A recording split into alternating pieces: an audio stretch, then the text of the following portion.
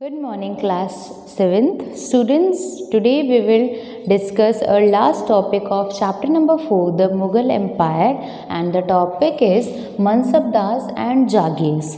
हम लोगों ने सारे के सारे एम्परर के जो भी उन्होंने एडमिनिस्ट्रेशन किया सब कुछ देख लिया. उन्होंने क्या बनाया, उन्होंने अपने एम्पायर को किस तरीके से एक्सपैंड किया, उनके फादर्स के साथ उनके क्या कॉन्फ्लिक्शंस थे, उनके सन्स के साथ सब कुछ देखते हुए हम लोगों ने एडमिनिस्ट्रेशन भी देखा. अब हम देखेंगे कि उनका काम जो है वो संभालता कौन था, जिन्हें हम बोलते क्या हैं.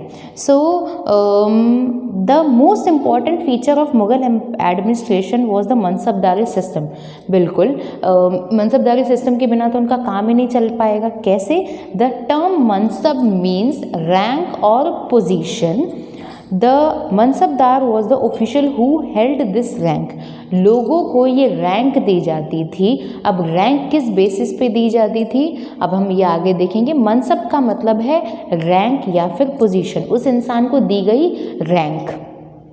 This system was introduced by Akbar. Its chief features were as following. ये मनसबदारी सिस्टम किसके द्वारा इंट्रोड्यूस किया गया था? अकबर के द्वारा. मनसब का मतलब होता है रैंक या फिर position. It was grading system used by Mughals to fix rank, salary और military responsibility. जिस तरीके से आपकी क्लास में रैंक डिसाइडेड होती हैं, उस जैसे मान लिया कि फर्स्ट रैंक वाले को 1 लाख रुपीज़ मिलेंगे, सेकंड रैंक वाले को 50,000 रुपीज़ मिलेंगे, तो उसी तरीके से यहाँ पर भी रैंक्स डिसाइडेड हो चुकी हैं, जिसके हिसाब से उन्हें क्या क्या चीज़ें मिलेंगी. उन्हें मिलेगी उनकी सैलरीज, उन्हें मिलेगी उनकी रैंक, उन्हें मिलेगी उनकी military responsibilities. Means first rank वाले को मिलिट्री रिस्पॉन्सिबिलिटी, फिर उसके सेकंड रैंक वाले को कोई और रिस्पॉन्सिबिलिटी. तो रिस्पॉन्सिबिलिटीज़ एंड सैलरीज डिफ़र करती थी किसकी वजह से? रैंक की वजह से. कि आपकी क्या रैंक है. Rank and salaries were determined by numerical value called zat. The higher the zat, जितना ज़्यादा आपकी सैलरी है, मतलब जितनी आपकी सैलरी या फिर रैंक है, उतनी आपकी जो जगह है ना वो इम्पॉर्टेंट है, वो आपकी पोजीशन इम्पॉर्टेंट है कोर्ट के अंदर, और आपकी सैलरी भी उतनी ही ज़्यादा होगी. तो जितनी ज़्यादा रैंक है उतनी ज़्यादा सैलरी होगी. नाउ अब हम बात करेंगे. अब मनसबदार मिलिट्री रिस्पॉन्सिबिलिटी जिसके हाथ में होती है, required him to maintain a fix number of sawar. घुड़सवार या फिर सवार, पैदल चलने वाले जो सेना होती है. अब जो मिलिट्री रिस्पॉन्सिबिलिटी मिली होती है उसका क्या काम होता है? वो सवार और घुड़सवार का ध्यान रखे. The mansabdar brought his cavalry man to for review, got them registered. मतलब उन्हें बुलाएगा, उन्हें रजिस्टर करवाएगा, देखेगा उनके काम को और उनके हॉर्सेस के ब्रांड को देखेगा, और उसके बदले में उन्हें क्या मिलता था? And then receive money to pay them as salary. तो सब काम क्या है? एक तरीके से डिवाइडेड है. आप काम करेंगे, आप सर्व करेंगे, तभी आपको सैलरी मिल रही है. Now mansabdars receive their salaries as revenue assessment called jagir. उन्हें सैलरी किस तरीके से मिलती थी? कि उन्हें जागीर्स दी जाती थी पर्टिकुलर एरिया की, विच वर लाइक इक्ताज ऑफ सल्तनत पीरियड. मतलब लैंड दी जाती है उन लोगों को. मान लिया फर्स्ट रैंक वाले को वैशाली रूल करने को मिल जाएगा, ठीक है, एग्जाम्पल ही दिया जा रहा है. तो यहाँ पर क्या किया हम लोगों ने लैंड दे दी उनको रूल करने के लिए. हम लोगों ने अमाउंट भी दे रहे हैं, वो बात अलग है, बट हम लोग क्या देते हैं यहाँ पर? जागीर्स देते हैं, जो कि सल्तनत पीरियड के इक्ताज से रिलेटेड है. But unlike muqtis holders of iqtas, most mansabdar did not actually reside और एडमिनिस्ट्रेट देयर जागीर्स. मतलब मेरी जागीर 50 किलोमीटर दूर है, तो मैं वहाँ जाके थोड़ी रहूँगा. बहुत सारी जागीर है मेरी, तो ज़रूरी नहीं मैं वहाँ जाके रहूँ. मेरा काम कोई और कर देगा, मतलब वहाँ से रेवेन्यू कलेक्शन कोई और कर देगा, पर वो जागीर किसकी है? वो मेरी जागीर है. तो हम लोगों ने देखा Jat, particular amount of money, जितनी ज़्यादा आपकी हायर रैंक उतनी ज़्यादा आपकी हायर जाट. कैवलरी मैन, जिसका ध्यान मतलब जो भी मिलिट्री रिस्पॉन्सिबिलिटी जिसको मिली थी वो इन सब चीज़ों का ध्यान रखेगा. जागीर्स मतलब मेरे लैंड एरिया जिस पे मेरा अधिकार है, या फिर जो मुझे मिली हुई, मतलब 50,000 जागीर मिल गई, तो मैं वैशाली भी हो गया, मालवीय नगर भी हो गया, या फिर सुडाला भी हो गया, तो ये क्या है? जागीर्स है. Now, in Akbar's reign, the Jagis were carefully assessed. अब अकबर के टाइम पर, अकबर ने ही इंट्रोड्यूस किया है मनसबदारी को, तो अकबर के टाइम पर जागीर्स को बहुत नज़र रखी जाती थी जागीर्स पर. Hence the revenues were roughly equal to the salary of mansabdar. अब ऐसा क्या होने लग गया, मैं मतलब इस बुक के अंदर हम देखते हैं, the Aurangzeb's region due to tremendous increase of numbers of jagir and mansabdar.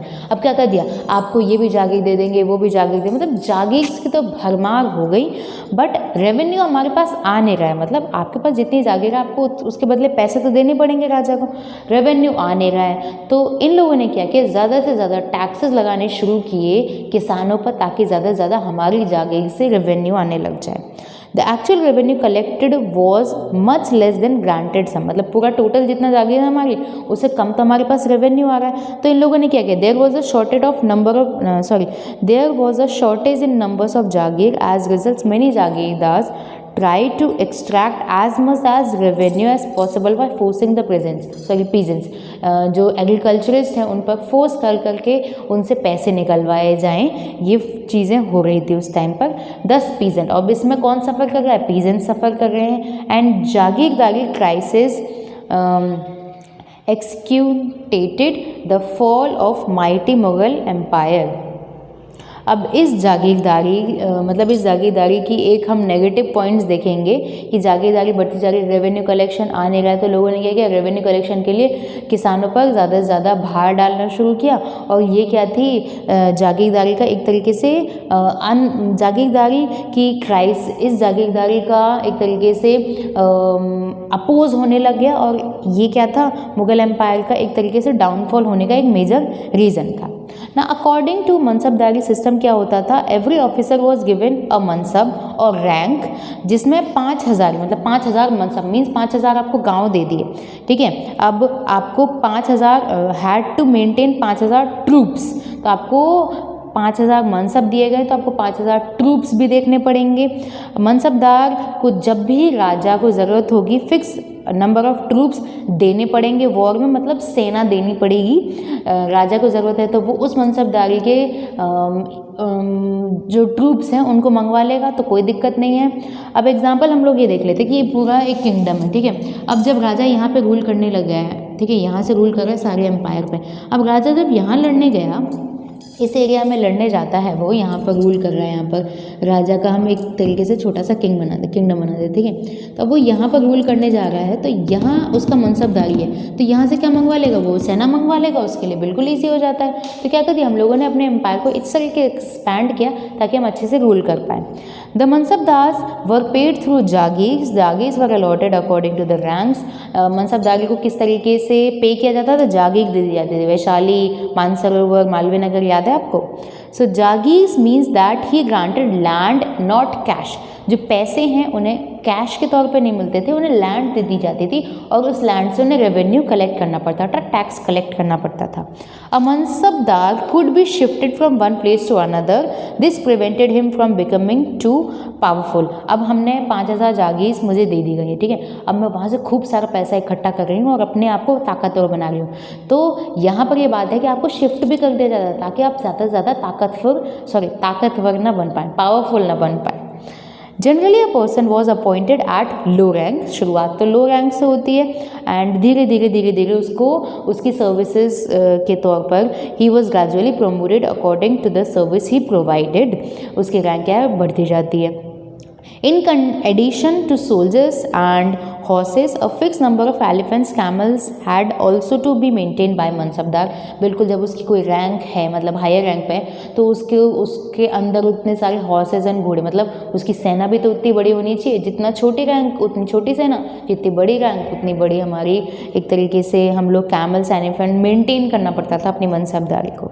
Now the last point is the mansab was not hereditary, मतलब ऐसा नहीं है कि अगर मनसबदार एक राजा है तो उसका बेटा भी मनसबदार होगा। मनसबदार को हेरिडेटरी फॉलो नहीं किया जाता था, रैंक उनकी एबिलिटी के अकॉर्डिंग दी जाती थी। व्हेन अ मनसबदार डाइड, जब मनसबदार मर जाता है, उनकी डेथ हो जाती है, his Jagir could be taken back, या फिर उनसे ले ली जाती है या फिर किसी और को दे दी जाती थी। ऐसा नहीं है कि किसी के बेटे को दे दी, किसी के बेटों को दे दिया, रिश्तेदार को दे दी।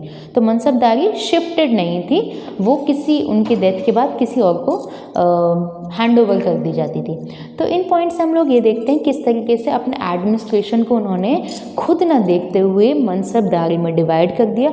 उन मनसबदारी को वो कैश पेमेंट नहीं दे रहे, उन्हें क्या कर दिया, उन्हें लैंड दे दिया। तो एक तरीके से डिवाइडेशन कर दिया है अकबर ने अपने काम का, जो कि आगे भी चलता जा रहा था। पर मनसबदार जिस तरीके से रेवेन्यू कलेक्शन बहुत ज़्यादा फोर्सफुली करते थे पीजेंट से, तो ये एक मेजर रीज़न था मुग़ल एम्पायर के डाउनफॉल का। अब हम लोगों ने इस क्लास में पूरी की पूरी टॉपिक देख लिए हैं। हमारा जो नेक्स्ट चैप्टर है, चैप्टर नंबर 5, उसमें हम लोग देखेंगे architecture as power, forts and sacred places. इन लोगों ने क्या क्या बिल्डअप किया है, वो सारे मॉन्यूमेंट्स को हम लोग with the help of PPT देखेंगे।